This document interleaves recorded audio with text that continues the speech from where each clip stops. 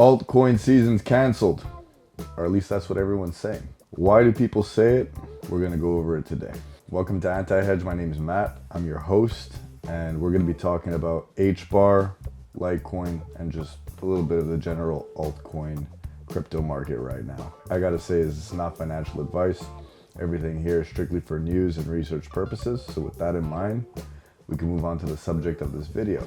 You know, a lot of people are definitely crying about altcoin season not happening. It's been basically one big blue balls for everyone who's holding alts right now.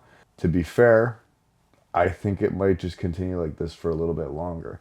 The reason I believe that is I think that there's going to be a shift in how altcoins are going to be basically catapulted forward, and that's going to be strictly with ETFs. I have this funny feeling that Pump.Fun and Solana meme coins and all these things that sucked the liquidity out of the entire market and basically cooked everyone. I think that because of that gambling little test ground, we're going to end up with a cycle where for our safety, they're going to make it so that only ETFs are going to get institutional inflows. And retail is pretty much tapped out. They've been cooked through leverage, market makers, trapped liquidity and shit coins. Like, retail's tapped out. They don't have any more money to throw at this.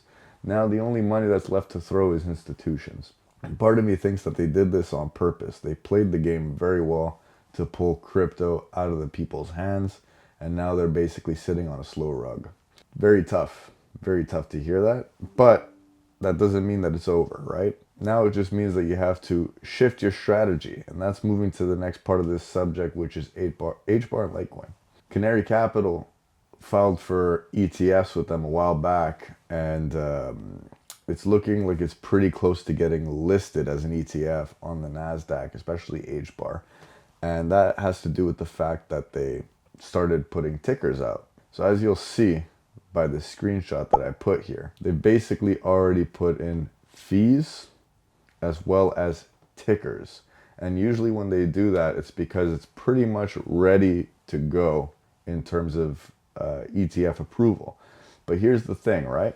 With a government shutdown, how is the SEC going to approve anything?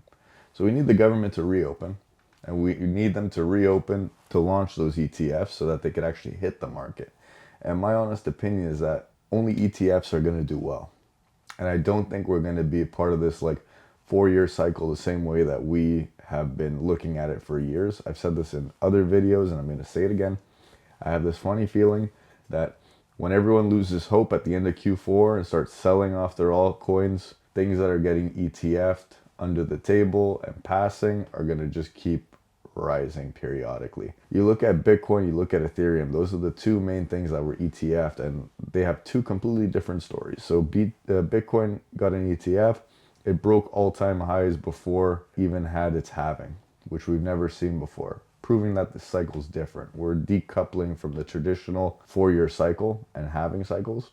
Even though they will have an effect on Bitcoin, it's going to be different. There are diminishing returns, so it's not the same mathematical equations that you'd use to calculate Bitcoin's top and Bitcoin's bottom that we used to use. And the other thing too is you got to also look at it like, now that it's institutionalized, do you really think they're going to allow people to buy Bitcoin for cheap anymore? No. The jig is up. The time to buy Bitcoin for under 70K, that happened. That's done. I don't necessarily see it going to that price. I think if Bitcoin even corrects and we do hit like this big correction that they're talking about, I don't see it dropping below like 80 or 90K. I just have this funny feeling that they're not going to want people to get in, because think about it. If it drops below that, people know it's an automatic buy signal. Wall Street doesn't like automatic buy signals. They don't want people to print money without them. They want to print the money at your expense. So if it's at your expense, do you really think they're going to let you buy for cheap? No. Especially now that they're starting to get to a point where they're controlling the supply, not just through buying it, but also through the stocks that buy it. So every treasury company, where do you think they get their debt issuances from? It's usually from investment banking. So that's how it works. You get a debt issuance, they issue stocks.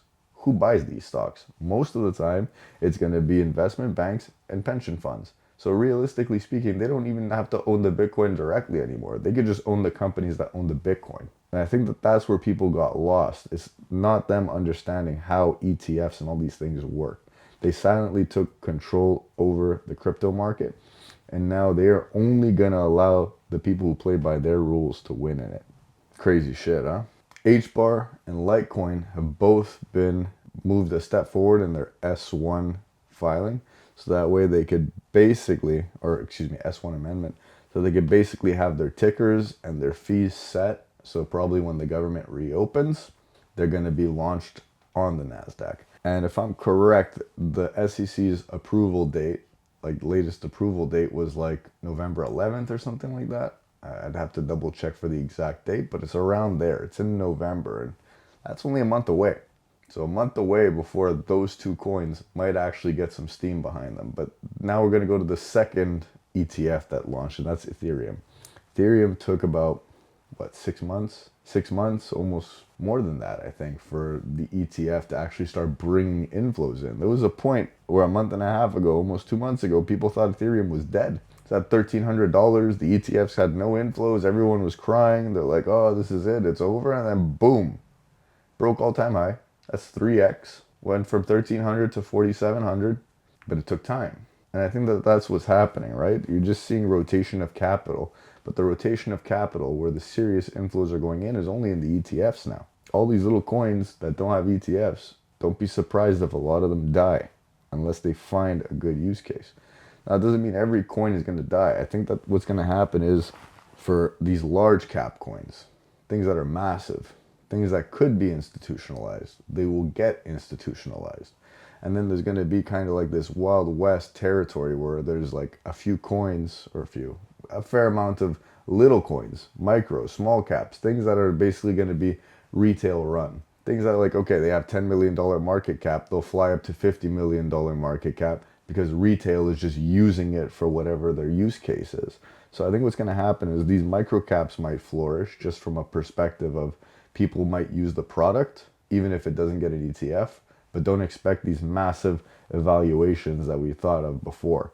Like there's certain things where it's like, okay, it's at a $10 million market cap. I'm not expecting it to get to 100 million or 150 million. The crypto cycle 2021, we're not getting that again. I really don't think so. And it's a tough pill to swallow because for a lot of people, they were planning basically their moonshot around that, myself included. But what happens when your game plan doesn't come to fruition? Do you cry about it or do you adjust? Personally, I'd rather adjust. And the way I'm going to adjust it is based off of ETFs. Because the reality is the average retail trader, the average person who's playing the market, the average degen is not going to beat Wall Street. Even people who are professionals will not beat Wall Street. And that's my main point. So you could beat them, or if you can't beat them, you could join them. And we have the opportunity to join them and to try to beat them wherever we can off the path that's been laid out in front of us. The other thing too that I wanted to mention as well is that the key here is I think people need to reel in their expectations of what they're expecting of an altcoin season. They got to get conservative with their values, and they got to be ready to basically wait out whatever storm is going to be coming, because there will be a storm. It's not like it's just going to be smooth sailing, and we've come to see that. Look how choppy it is. Bitcoin drops $50 and the whole market fucking jumps off a cliff. What am I supposed to do with that? How am I supposed to chart that? I could be looking at a chart. I could play it out perfectly, technically on a perfect basis, and it'll still be wrong. There's no more charting. This is market manipulation. Market makers and pension funds and all these big fucking players are all playing together. You are the liquidity. That's what they're hunting now. They've taken every fucking penny everywhere else. Now they got to squeeze everyone else for what they got. And the point being is that now the best thing you could do, sit on your hands, find a few good conviction plays that you're willing to wait out on, and set your price targets. Don't be crazy with your price targets. Be honest with them.